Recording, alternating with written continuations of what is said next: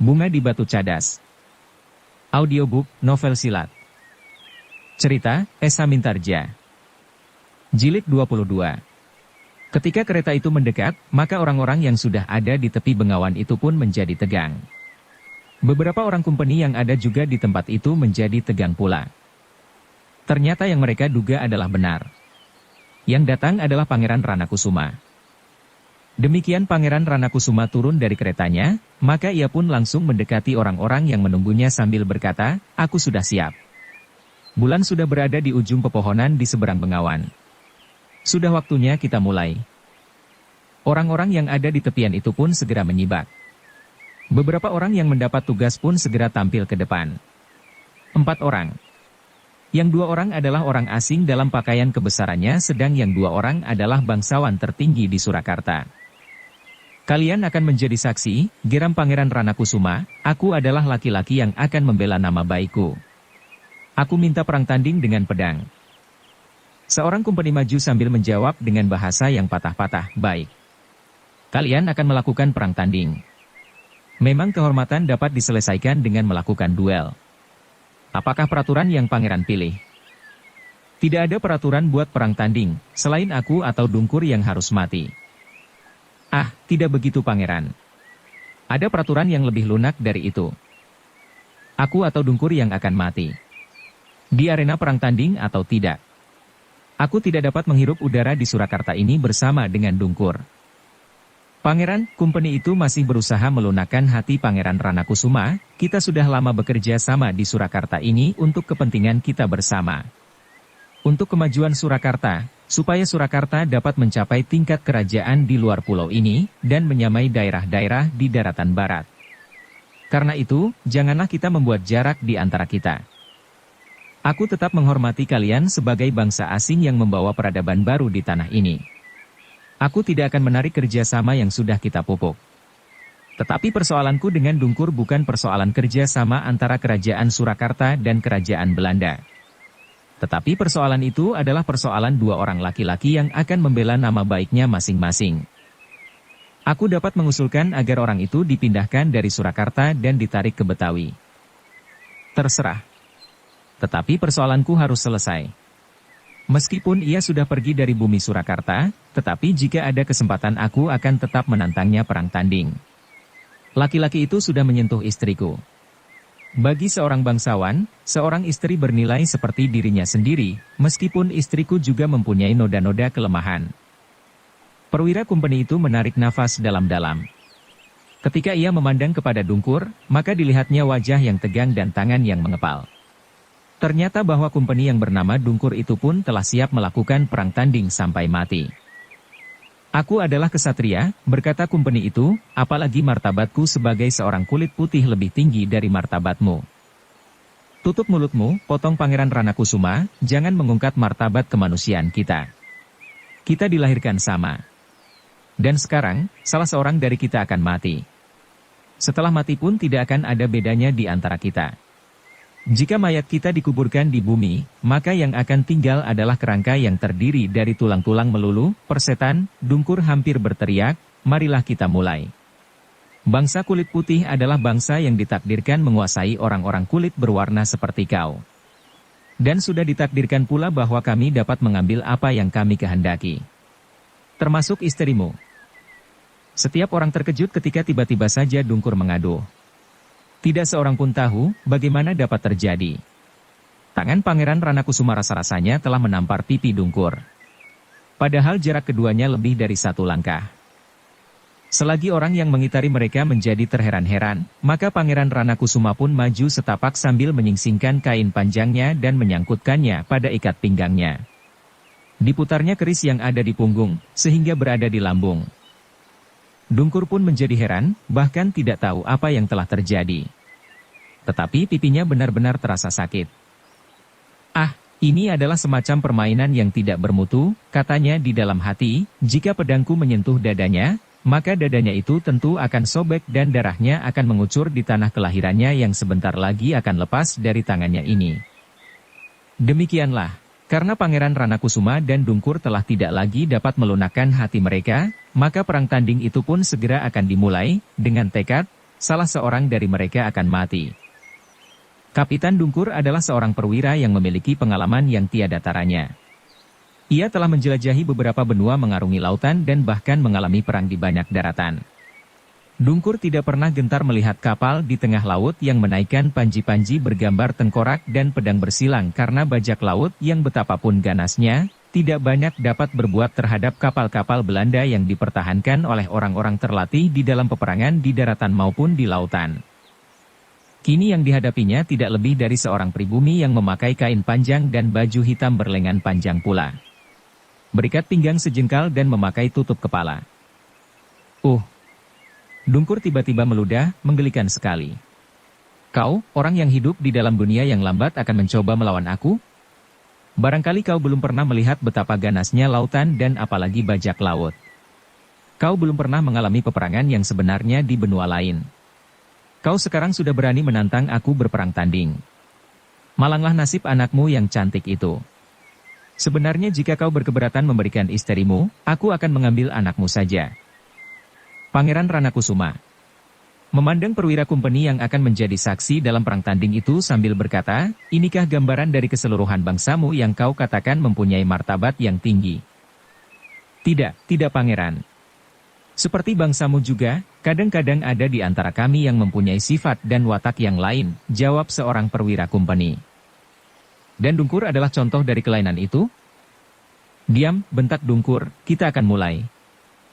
Dungkur tidak menunggu jawaban Pangeran Ranakusuma. Dengan serta-merta ditariknya pedangnya yang panjang, dengan sebuah pelindung bagi jari-jarinya yang menggenggam hulu.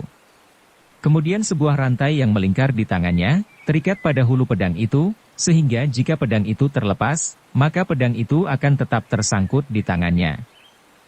Pangeran Ranakusuma pun menarik pedangnya pula. Pedangnya jauh lebih sederhana. Tidak mengkilap seperti pedang Dungkur, bahkan agak kehitam-hitaman. Tetapi pedang Pangeran Ranakusuma adalah bukan sembarang pedang. Pedang itulah yang selama ini disebutnya Kiai Pagerwesi. Dengan demikian keduanya sudah berdiri saling berhadapan. Beberapa orang saksi berdiri mengelilinginya. Beberapa orang perwira kumpeni dan beberapa orang bangsawan tertinggi di Surakarta. Pangeran Ranakusuma membenahi kain panjangnya yang sudah tersangkut di ikat pinggangnya yang besar. Setapak demi setapak ia maju mendekati lawannya. Dungkur pun telah bersiap melayaninya. Ia berdiri agak condong. Badannya dimiringkannya, sedang pedangnya lurus terjulur ke depan. Satu tangannya terangkat di belakang seakan-akan merupakan pengatur keseimbangan dari badannya yang miring itu. Tetapi Pangeran Ranakusuma bersikap lain. Ia menghadap lawannya. Pedangnya bersilang di muka dadanya. Setapak demi setapak ia masih saja melangkah mendekat. Dungkur menjadi heran melihat sikap itu. Tetapi kemudian ia tersenyum dan berkata di dalam hatinya, orang ini memang dungu. Ia sekedar dibakar oleh kemarahannya saja. Agaknya demikianlah Senapati Surakarta melakukan perang tanding. Tanpa memiliki pengetahuan sama sekali atas senjata yang dipergunakannya. Dengan gerak yang bagaikan acuh tidak acuh saja, Dungkur menggerakkan ujung pedangnya. Berputar sedikit, dan kemudian terjulur lurus mengarah ke dada. Ia tidak ingin segera melukai lawannya. Ia hanya ingin mengganggunya saja. Tetapi Dungkur terkejut ketika dengan sebuah gerakan kecil, Pangeran Ranakusuma meloncat ke samping, sambil mengangkat pedangnya. Pedang itu pun kemudian terayun deras sekati mengarah ke leher Dungkur. Gerakan itu sama sekali tidak sulit. Dungkur segera menyilangkan pedangnya menangkis serangan itu dan memukulnya ke samping. Namun sama sekali tidak diduganya. Pukulan itu ternyata didorong oleh kekuatan yang luar biasa, sehingga tangkisannya yang pertama itu telah mengejutkannya. Yang terjadi adalah sebuah benturan yang dahsyat. Kekuatan yang sama sekali tidak diduganya telah menghantam pedangnya. Jauh lebih kuat dari ayunan pedang seorang bajak laut bertubuh raksasa yang pernah mencoba mengganggu kapalnya di lautan.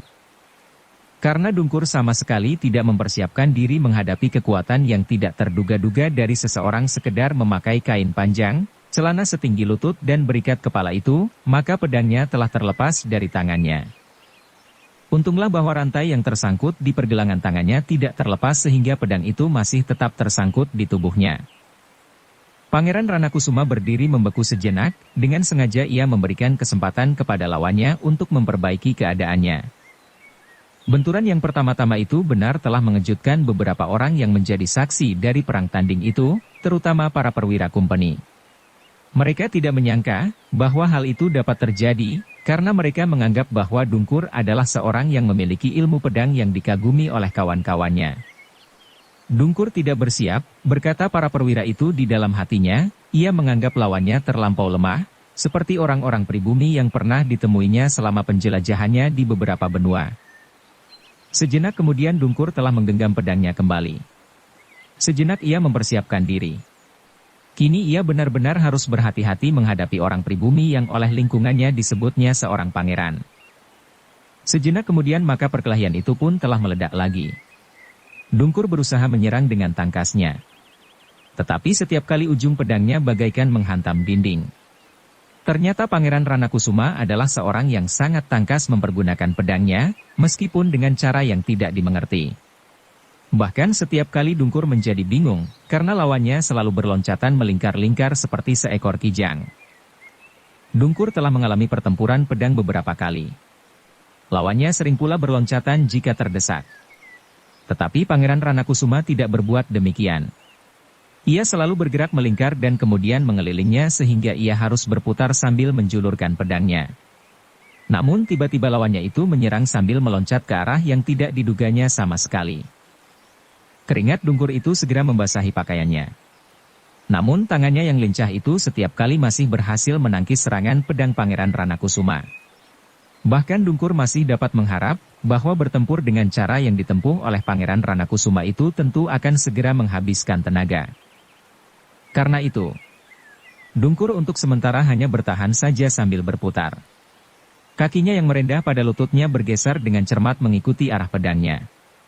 Ia berharap bahwa dalam waktu yang singkat, Pangeran Ranakusuma yang bertempur dengan cara yang aneh dan menurut pendapat Dungkur agak liar dan kasar itu akan segera kehabisan tenaga. Tetapi yang terjadi justru sebaliknya. Semakin lama Dungkur menjadi semakin bingung menghadapi cara yang aneh dari seorang bangsawan Surakarta ini, seorang senapati perang dari kerajaan yang disangkanya jauh terbelakang dibanding dengan kerajaan di daratan benua barat. Untuk beberapa lama Dungkur masih tetap mampu mempertahankan dirinya dengan kelincahan tangannya. Tetapi ia masih saja bergeser pada kedua kakinya setapak demi setapak. Kadang-kadang berputar dan sedikit meloncat. Sedang Pangeran Ranakusuma bertempur bagaikan burung sikatan. Menyambar-nyambar dengan garangnya. Sekali-sekali ujung pedangnya mematuk, kemudian terayun menyambar lawannya. Dan sesaat kemudian berputar seperti baling-baling. Para perwira kumpeni menjadi bingung pula melihat cara itu. Cara yang hampir tidak pernah dilihatnya. Jika di dalam peperangan di daerah ini ia melihat pedang yang berputaran seperti itu, disangkanya bahwa prajurit-prajurit Surakarta memang prajurit-prajurit yang dungu. Namun di dalam perang tanding, barulah mereka menyadari bahwa tata gerak yang demikian dapat membuat lawannya menjadi bingung. Yang kemudian lebih dahulu susut tenaganya adalah justru Dungkur sendiri. Meskipun ia sudah berusaha menghemat tenaganya, dan mengharap lawannya akan kehabisan nafas, namun ternyata bahwa tangannya merasa menjadi semakin lemah dan nafasnya sudah berangsur-angsur menjadi sendat. Karena itulah, maka ia menjadi semakin terdesak oleh serangan-serangan Pangeran Ranakusuma yang semakin dahsyat. Dungkur menjadi bingung ketika tiba-tiba saja pedang Pangeran Ranakusuma mematuk dari samping. Namun ia masih berhasil menghindar dan berusaha menangkis serangan itu. Tetapi dengan cepat Pangeran Ranakusuma menarik pedangnya dan menyerang mendatar. Dungkur tidak mempunyai kesempatan untuk menghindar lagi. Sekali lagi ia mempergunakan kelincahan tangannya untuk menangkis serangan itu. Tetapi ayunan pedang Pangeran Ranakusuma ternyata terlampau keras, sehingga benturan yang terjadi adalah benturan yang dahsyat. Seperti yang pernah terjadi, tangan Dungkur tidak mampu lagi bertahan. Karena itu, maka ketika perasaan sakit menyengat pergelangannya, maka pedangnya pun telah terlepas dari tangannya. Tetapi pada saat itu, pedang Pangeran Ranakusuma terjulur lurus. Dungkur melihat ujung pedang itu. Tetapi ia tidak berdaya lagi. Ia hanya sempat mengelakkan diri bergeser setapak. Namun ujung pedang itu masih juga menyobek lengannya. Terdengar ia mengeluh tertahan. Ujung pedang itu telah mendorongnya sehingga ia hampir saja kehilangan keseimbangannya. Tetapi Pangeran Ranakusuma tidak melepaskannya. Sekali lagi ia meloncat menyerang dan di dalam keadaan yang sulit itu, Dungkur hampir tidak dapat berbuat apa-apa. Ketika ia berusaha menggeliat, maka keseimbangannya pun tidak lagi dapat dikuasai, sehingga ia pun jatuh terbanting. Namun agaknya justru memberinya kesempatan untuk menghindarkan diri dari tusukan pedang yang langsung menghunjam di jantungnya, karena justru ketika ia terjatuh, maka tusukan pedang Pangeran Ranakusuma tidak mengenai dadanya. Tetapi kali ini pundaknya lah yang sobek oleh pedang lawannya yang berwarna kehitam-hitaman itu. Meskipun tusukan itu tidak langsung membunuhnya, namun ternyata Dungkur sudah tidak dapat berbuat apapun lagi. Badannya serasa menjadi lumpuh oleh perasaan sakit yang tidak terkira. Sekali ia berguling di pasir sambil mengerang kesakitan. Agaknya Pangeran Ranakusuma masih belum puas. Ia sudah bertekad untuk berperang tanding sampai salah seorang dari mereka mati di arena. Karena itu, maka ia masih meloncat sekali lagi sambil mengangkat pedangnya. Namun pada saat itu, seorang perwira kumpeni yang lain pun meloncat pula sambil berkata gugup, "Sudah cukup Pangeran. Sudah cukup. Aku sudah berkata, bahwa satu di antara kita harus mati." Tetapi itu tidak berperi kemanusiaan, ia juga tidak berperi kemanusiaan, karena ia sudah menodai istriku dan sekaligus membunuh anakku. Tetapi, ia sudah Pangeran kalahkan, aku harus membunuhnya seperti ia membunuh anakku. Noda yang melekat pada keluargaku harus ditebus dengan nyawa. Tidak Pangeran. Itu tidak baik. Minggir, atau kau akan menggantikannya, bentak Pangeran Ranakusuma. Tetapi tiba-tiba seorang perwira kumpeni yang lain menggeram, itu perbuatan gila. Kau benar-benar bangsa yang biadab. Kemarahan Pangeran Ranakusuma menjadi semakin menyala di dadanya. Karena itu, maka ia pun segera meloncat menghadapi perwira kumpeni yang telah mengumpatinya itu. Tetapi langkah Pangeran Ranakusuma tertegun. Ia melihat kumpeni itu membawa senjata api pendek di tangannya dan teracung kepadanya. Karena itu maka ia pun kemudian menggeram, "Licik. Marilah kita berperang tanding dengan senjata tajam." Kau gila. Kau memang harus dibunuh Pangeran. Kau melukai seorang perwira kumpeni sehingga parah. Persetan. Ia harus dibunuh. Kau yang harus dibunuh, bentak kumpeni itu. Tidak, perwira kumpeni yang tertua itulah yang kemudian mencoba mencegahnya. Tetapi yang berdiri di tepian itu adalah prajurit-prajurit. Prajurit dari kerajaan Belanda yang terbiasa hidup di medan perang, di darat dan di lautan. Itulah sebabnya, maka darah mereka pun cepat mendidih melihat akibat dari perang tanding itu. Namun demikian, pangeran-pangeran yang ada di tepian itu pun prajurit-prajurit pula. Mereka mempertaruhkan nyawanya bagi nama baik dan kehormatannya secara pribadi.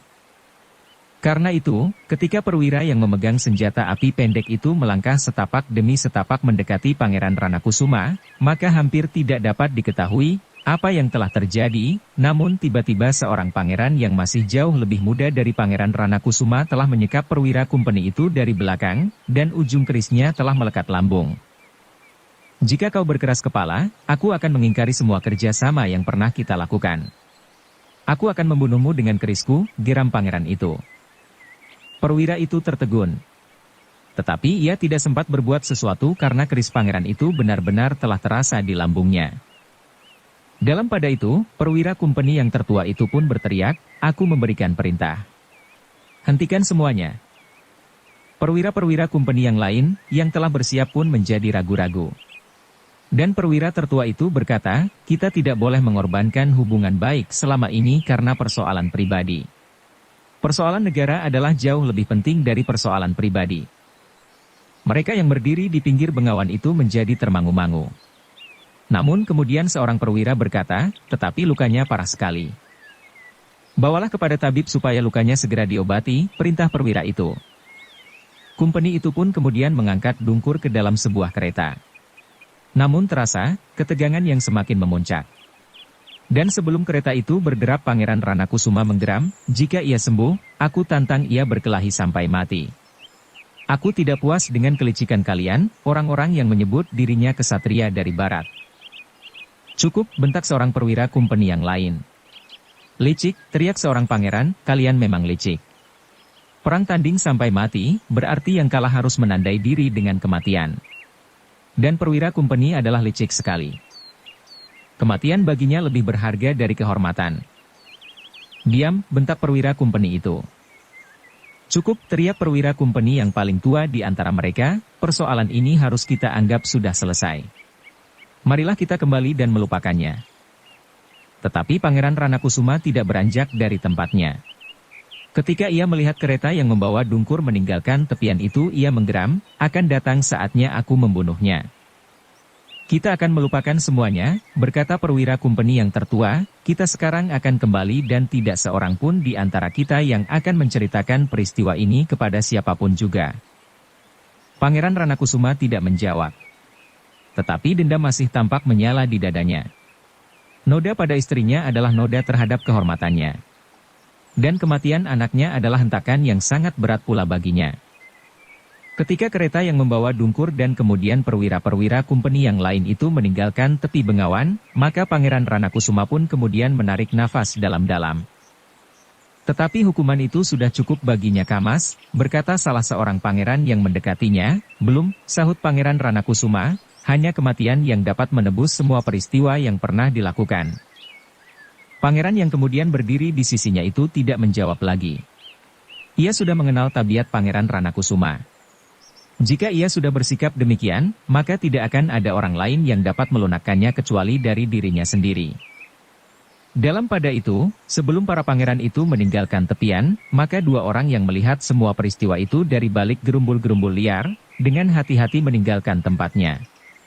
Mereka tidak berani berjalan dengan cepat, karena desir kakinya akan didengar oleh para pangeran yang ada di tepian.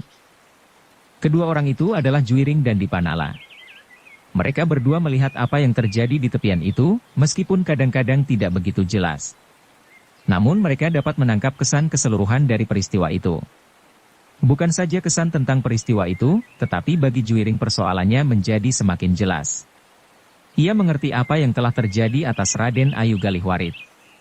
Dan anak muda itu dapat membayangkan betapa pahitnya perasaan ayahandanya menghadapi peristiwa yang hitam itu.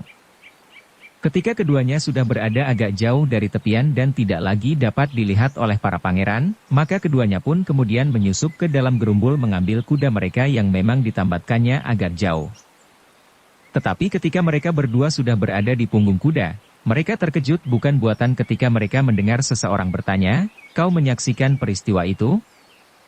Keduanya serentak berpaling. Dilihatnya seorang anak muda yang bertolak pinggang di belakang mereka. Oh, Juiring pun segera meloncat turun, diikuti oleh Ki Dipanala. "Kalian tidak usah turun," cegahnya.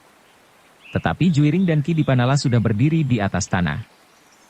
"Kamas juga menyaksikan?" bertanya Juiring. "Ya. Aku melihat dari awal sampai akhir." "Dan bukankah kau dapat melihat bahwa sebenarnya Pamandara Ranakusuma adalah seorang senapati yang mumpuni? Bukan saja di dalam olah kanuragan secara pribadi di dalam perang tanding, tetapi ia adalah seorang senapati yang sempurna di peperangan." "Ya, Kamas." Orang asing itu kini melihat bahwa Surakarta bukannya sebuah kerajaan yang diperintah oleh anak-anak cengeng, tetapi bahwa ayahandamu telah dapat melepaskan dendamnya. Meskipun orang asing itu tidak terbunuh seketika, tetapi aku yakin, ia akan mati, karena pedang ayahandamu adalah pedang yang sesungguhnya. Bukan sekedar pedang mainan seperti milik kumpeni itu. Karena itu, meskipun tidak disaksikan oleh Pamandara Ranakusuma, namun orang asing itu tentu tidak akan pernah dilihatnya lagi berada di Surakarta. Namun agaknya Pamandara Ranakusuma tidak puas jika ia tidak melihat kumpeni itu mati di hadapannya. Juiring mengangguk. Katanya, tetapi di dalam sikapnya mengenai negeri ini, aku masih meragukannya. Apakah ayahanda dan para pangeran itu akan berubah? Itu masih diperlukan waktu. Tetapi mudah-mudahan, Raden Juiring tidak menyahut lagi. Dan anak muda itu pun kemudian berkata, "Sudahlah. Bukankah kau akan mendahului Pamandara Ranakusuma pulang ke istana Ranakusuman?" Juiring tersenyum dan menjawab, "Ya, Kamas." "Pergilah. Apakah Kamas akan tinggal di sini?" "Ada peraturan yang lebih lunak dari itu. Aku berada di segala tempat." Raden Juiring pun kemudian meninggalkan tempat itu. Kudanya berpacu cepat sekali diikuti oleh Ki Dipanala. Mereka memang ingin mendahului ayahandanya yang agaknya masih berbincang beberapa lamanya di tepian dengan para pangeran.